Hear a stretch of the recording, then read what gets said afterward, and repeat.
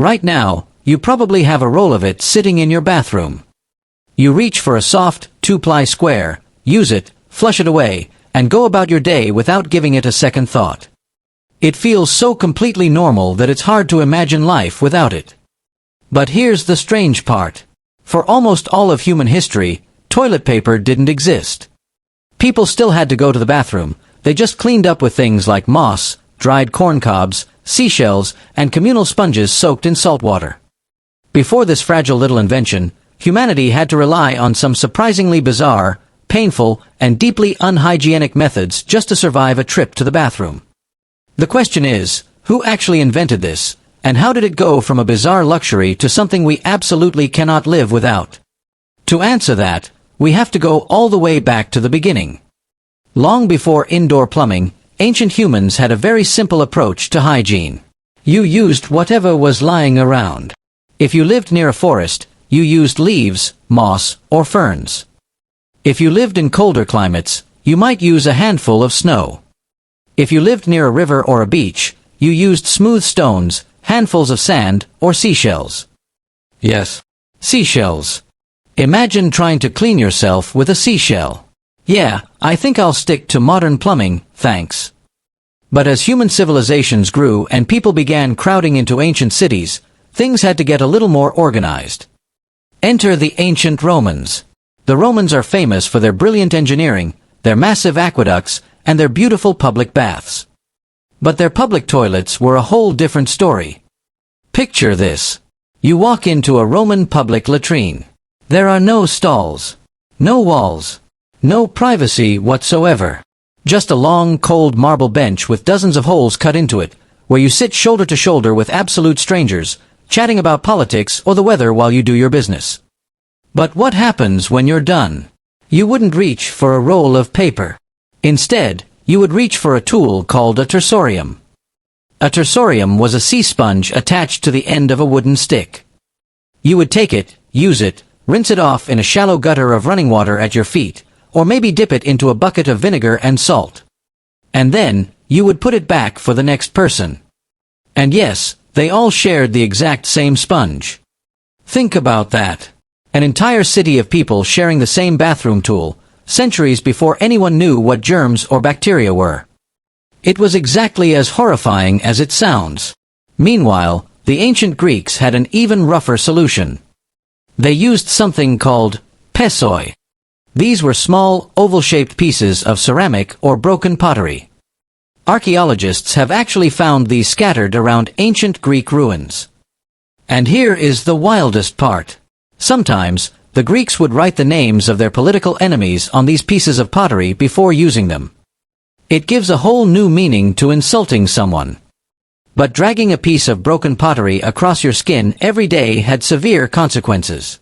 It caused extreme irritation, infections, and long-term medical issues. So, while Europeans were sharing communal sponges and scraping themselves with pottery, what was happening in the rest of the world? Well, the real breakthrough happened in China. China actually invented paper in the 2nd century BC. But it wasn't until the 6th century AD that a scholar named Yen Qithui explicitly wrote about using paper for bathroom purposes. He left behind a very specific rule. He wrote that he wouldn't dare use paper that had quotations from the 5 classics or the names of great sages written on it. Respect the text. By the 14th century, during the Ming Dynasty, toilet paper was finally being mass-produced, but only for the Chinese royal court. The emperor and his family used massive, 2-foot by 3-foot sheets of exceptionally soft, highly perfumed paper. The emperor was living in absolute luxury. Meanwhile, over in Europe, kings and queens were still wiping themselves with handfuls of straw and rags. Let's fast forward a bit. When early colonists arrived in America, they didn't have massive perfumed sheets. They had farming, which meant they relied heavily on a very specific, very abundant crop. Corn. For a couple of centuries, the dried corn cob was the absolute gold standard for bathroom hygiene in rural America. It was softish, it was completely free, and it was everywhere. You just kept a bucket of them in the outhouse. But everything changed with the printing press. As newspapers, magazines, and mail-order catalogs became cheap and widely available, people quickly realized that paper was much softer than a corn cob. The Sears Roebuck catalog became the unofficial toilet paper of the American nation. It was hundreds of pages of thin, soft, unglossed paper, delivered right to your door for free. In fact, the famous Old Farmer's Almanac started pre-punching a hole in the top left corner of their magazine in 1919. Why? So people could hang it on a nail inside their outhouse. They knew exactly what their readers were doing with it. But here's what makes this so important. For thousands of years, nobody really connected bathroom hygiene to widespread disease. But as the Industrial Revolution packed millions of people into dense cities, sanitation became a matter of life and death. You couldn't just throw things into the street anymore.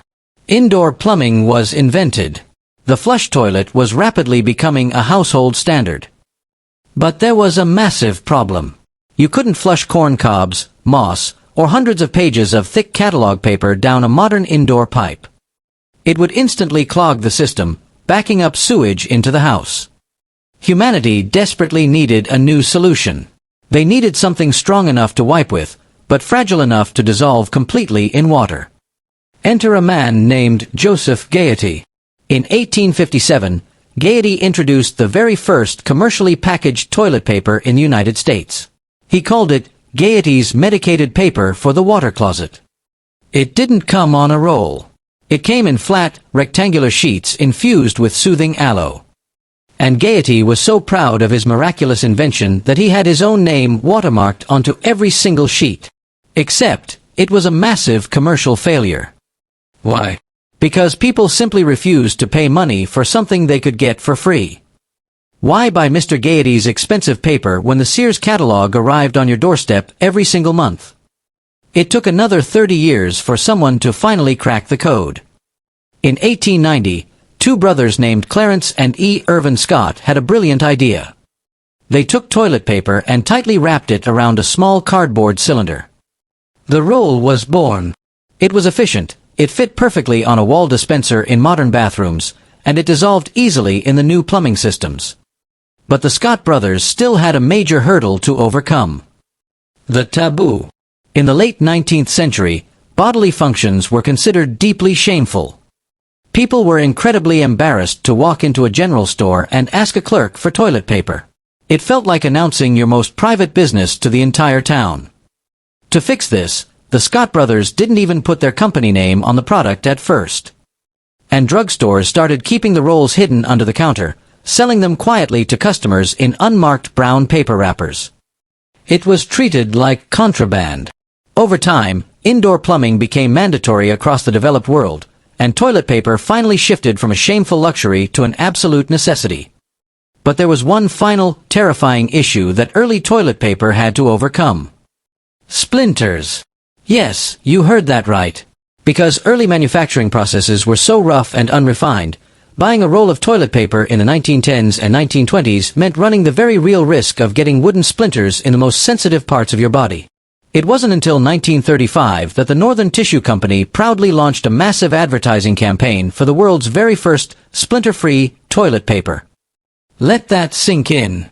People alive today were born into a world where splinter-free toilet paper was considered a cutting-edge technological breakthrough.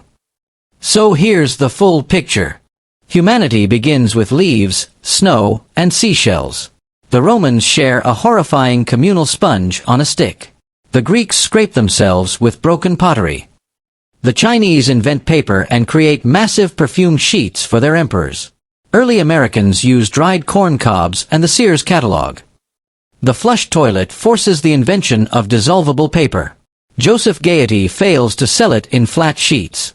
The Scott brothers put it on a roll and sell it in secret brown wrappers. And finally, the world is blessed with paper that doesn't leave wooden splinters behind. And now, tomorrow morning, when you reach for that soft, quilted roll sitting next to your sink, you are taking part in a story that stretches back thousands of years. It's funny how some of humanity's greatest achievements aren't towering monuments, vast empires, or groundbreaking machines. Sometimes, they are the small, disposable inventions that quietly make everyday life safer, cleaner, and just a little more comfortable.